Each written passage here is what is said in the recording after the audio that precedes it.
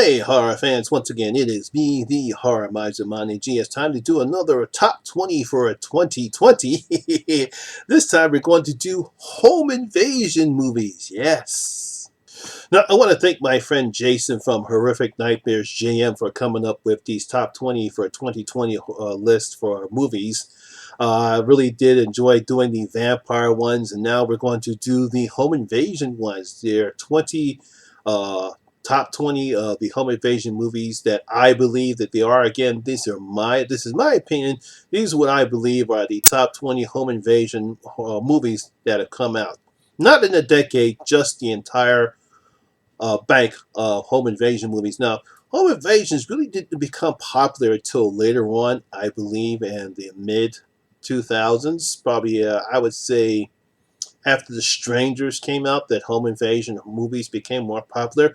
There's been a whole ton of them throughout the years and throughout the decades, but they really didn't become popular probably after The Strangers.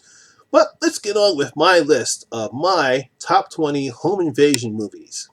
Now, coming in at number 20 will be Desperate Hours. Now, I'm pretty sure a lot of people might not have heard this one. This actually stars Mickey Rourke and Anthony Hopkins. Mickey Rourke stars as an escaped prisoner. He and his couple of boys, they decide to go in and take this family hostage. That's Anthony Hopkins. They have a great counterplay between the two lives, and I thought it was a decent home invasion movie. So coming in at number 20 is Desperate Hours. Coming in at number 19, we have Trespass, the one that comes in 2011, not the Trespass that stars Ice-T. This one actually stars Nicolas Cage and Nicole Kidman, I believe. They are this well-to-do family where unfortunately they encounter a bunch of thieves have invaded their home, led by Ben Mendelsohn. I thought this was an interesting take of home invasion. Nicolas Cage is Nicolas Cage. I thought this was a pretty good one. So coming in number 19, we have Trespass. Coming at number 18, we have Cape Fear. This one is the one that stars Robert De Niro and Nick Nolte. Nick Nolte plays a lawyer. His client was Robert De Niro. He was a criminal. Fortunately, he failed his case. He went to jail for a long time, but he held this huge grudge against Nick Nolte. And when he finally gets out, he just literally invades their life and does a whole bunch of mean stuff to them. I thought the interplay between Robert De Niro and Nick Nolte was decent. If you haven't seen this one, check it out. Coming in number 18 is Cape Fear. Coming in at number 17, we have the remake of Straw Dogs, coming out in 2011. This one stars James Marsden and Kate Bosworth. Kate Bosworth is a person who goes back to her roots, to her small town. They seem to be doing very well, but unfortunately, some of her old friends are now what we call rednecks, and they think they're too good. So guess what? They decide to invade their house and do a bunch of strange, weird things, almost like similar to Funny Games. But coming at number 17 is Straw Dogs. Coming in at number 16, we have Unlawful Entry. This one stars Kurt Russell, Madeline Stowe, and Ray Liotta. Ray Liotta plays a crazy cop who becomes obsessed with Madeline Stowe, that he invades their lives. This came at a time where we had a bunch of these crazy movies, where we have, this one is the crazy cop. We had Single White Female with the crazy roommate, and then we had The Hand That Rocked the Crazy with the crazy nanny. Yeah, they're all part of these home invasion because they have invaded our home. So they're on this list. So coming at number 16 is Unlawful Entry. Coming at number 15, we have, I think it's called Intruders here in the States. It's also known as Shut-In. Now, this is a very interesting take. We have a woman who unfortunately suffers from agoraphobia, meaning she has the fear of going outside. I think I pronounced this correctly. And invaders decide to come in because there's something in the house that they want. But unfortunately, she knows the house better than they do because his house is set up quite differently than your normal house is. It's an interesting take. We actually don't know who's the actual invaders and who's the actual intruders are. So I thought it was a decent setup. If you haven't seen it, please check that out. So coming in at number 15, we have Intruders. Coming in at number 14, we have, pretty sure I might get some flack for this, When a Stranger Calls, the remake that came out in 2016 that stars Camilla Bell. Now, the reason why I put this on this list is mainly because of how great Lance Herkinson was as the caller. He's threatening, he's frightful, he's creepy looking. He really what drives this film. Now I know a lot of people did not like the this remake. I thought it was okay. Obviously, it doesn't come close to how good the original was, but I still liked it, mainly because of how great Lance Herkinson was. So coming in number 14, we have When a Stranger Calls.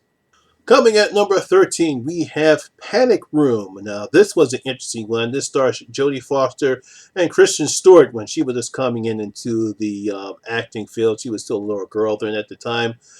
They play a mother and daughter who are now separated from her husband. She's moving into this nice house, but there's a panic room built into it. And what you know what? These three criminals, led by Forrest Whitaker, they need to break into the house, but what they want to break into, what they're looking for, is actually in the panic room. I thought it was decent. Jodie Foster is good. Forrest Whitaker is good. And even Kristen Stewart was good because I think this is way before Twilight. So I actually did enjoy her performance. So coming at number 13, we have Panic Room. Coming in at number 12, we have Don't Breathe. This was an excellent horror movie. Once again, this stars Janet Leigh, and she and her friends, they decide to want to rob this blind Vietnam guy. He might be Vietnam, but I think it was Afghanistan because of how I think they want to keep it more modernized. So he was Afghanistan, but he was blinded. And they think it should be easy because they believe he has something of value in his house. But this guy uses his senses even better, despite being blind. And unfortunately, the tables are turned against Janet Leigh and her friends. They find out this guy is no joke and he's willing to defend his house. Plus, he has other secrets that he's trying to keep there as well. So coming in number 12 is Don't Breathe.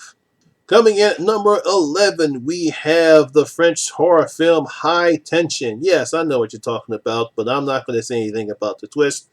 I'm just going to say we have these two girls that are coming home off of a school break in college. They go into her girlfriend's house. Little do they know, this crazy ass man decides to invade the girl's house, and weird shit happens. And I know what you're saying, Monty G. You know about the twist, right? I'm not going to mention the twist here. If you have seen the movie, you probably know what I'm talking about. For those who haven't, I still think you should enjoy this film despite the twist. I did enjoy it. It's a nice home invasion because it is actually a home invasion. So coming at number 11 is High Tension. So now we come into the top 10, and coming at number 10, we have The Purge, the definition of home invasion.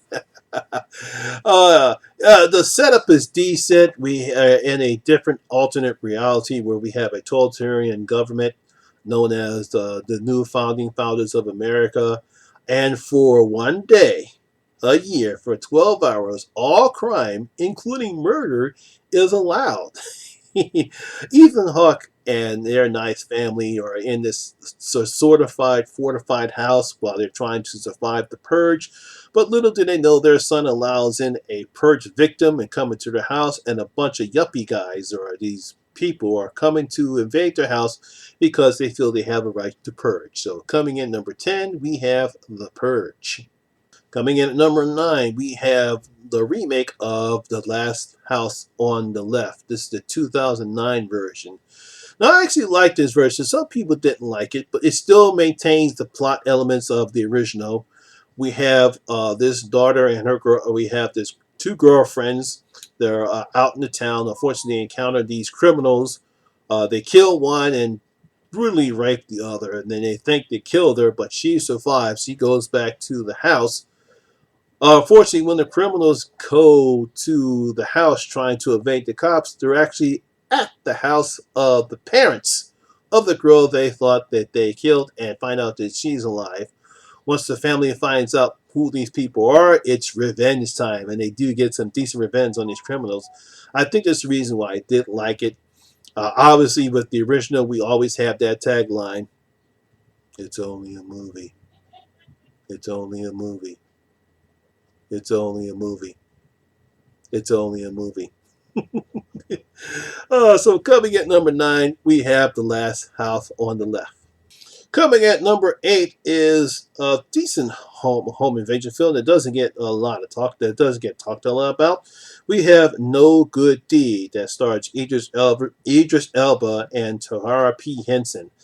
Now, I thought this was a good one. We have Tamara P. Henson. She's this nice woman. This is before Cookie, so don't get me started with the Cookie chance.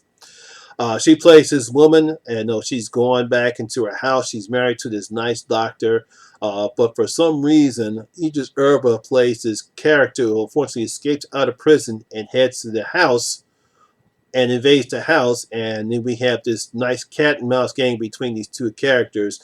Secrets are revealed as the reason why he's going to this particular house and what connection does this house have to Idris Elba's character and Henson's character right there. I thought it was very well written. It doesn't get the type of respect that it really needs because I thought it was a good home invasion movie.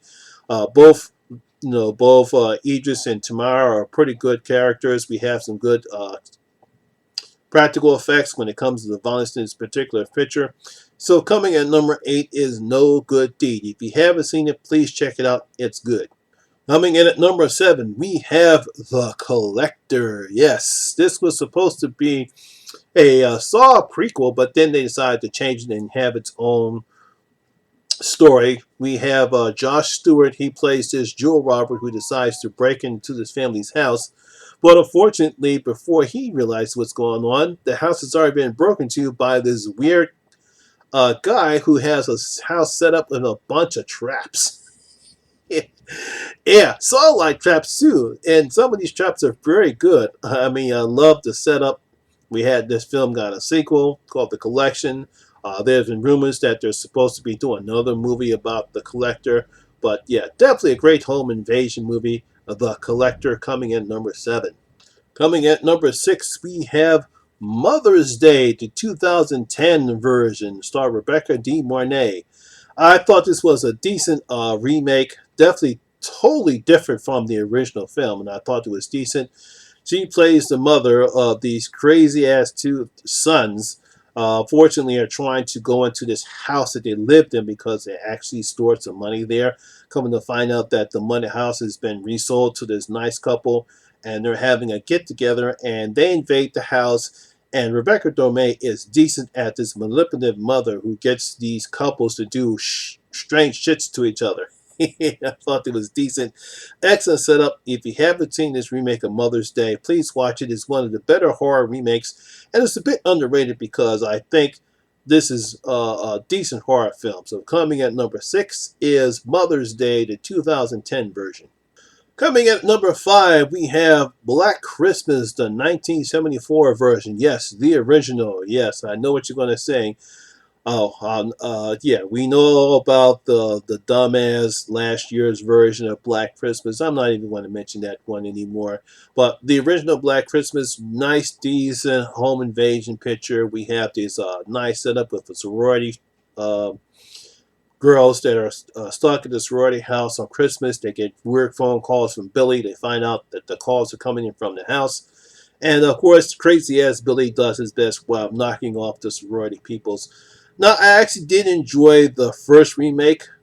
We all know now how now that film, yes, is not better than the original, but it does have its moments. But coming at number 5 is a 1974 version, the original Black Christmas.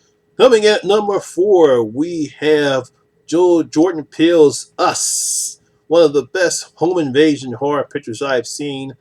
Uh, we have this nice family setup with Leona the Puga. Oh boy, I really messed that up. She's bringing this one. We have this nice family. They're nice there. Everything's fine. And all of a sudden, their house is invaded by duplicates of themselves. And we have this nice setup. It was decently set up, decently directed. I love the performances of everyone in the film. They both play dual roles of the family and the duplicates themselves. So coming at number 4, we have Us. Coming at number 3, another decent home invasion picture. It's called Hush.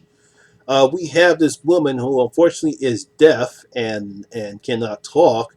She's in this house all by herself, and all of a sudden she is confronted by this killer who killed her friend, and he's dead set on getting into her house because even though she can't see and can't speak, he's not willing to take the chance. So we have this decent cat and mouse game between the person that's in the house and the killer itself. I thought it was decent.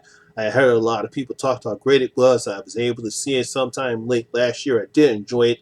So coming at number 3 is Hush. Coming in at number 2, we have The Stranger. Yes, what I believe actually started to make home invasion horror pictures more popular was this particular movie. We have Liv Tyler and Scott Speedman. They're a married couple that's going through sometimes. They're going through some troubles. They're going to this house after coming back from a friend's wedding, and all of a sudden they're invaded by these 3 strangers in a knapsack, I think a baby doll's mask, and a pinup girl's mask. And it all starts up with a knock on the door. Is Tamara home? And we don't know what reason why they're doing it. That's what makes the film so great, because we see in the quote, we know they ask them why did they do it, and they just give because you were home. They don't give a reason as to why did they do it.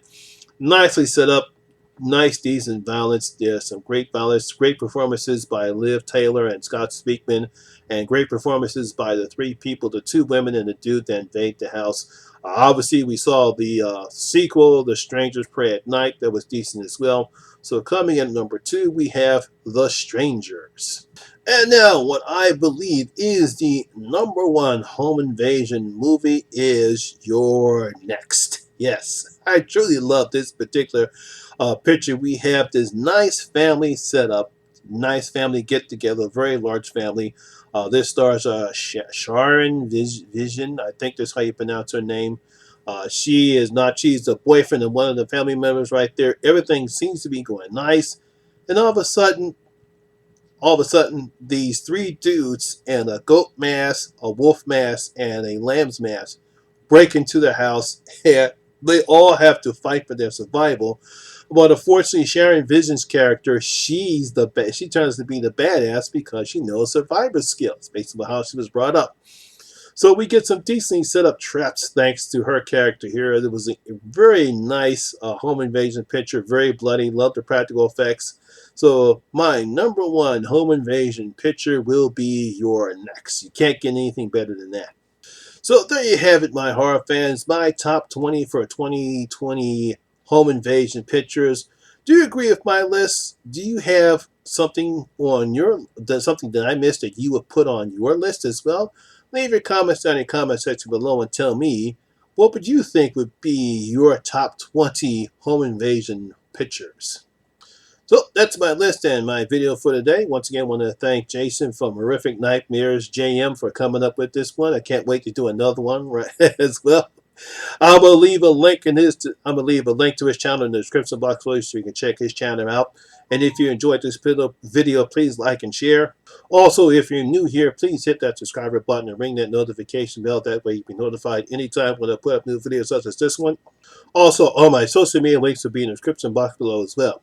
Once again, my name is Lamont Smith, better known as the Horror Miser Monty G, and always remember, horror rules. I'll see you in my next video. I'm out. What's your favorite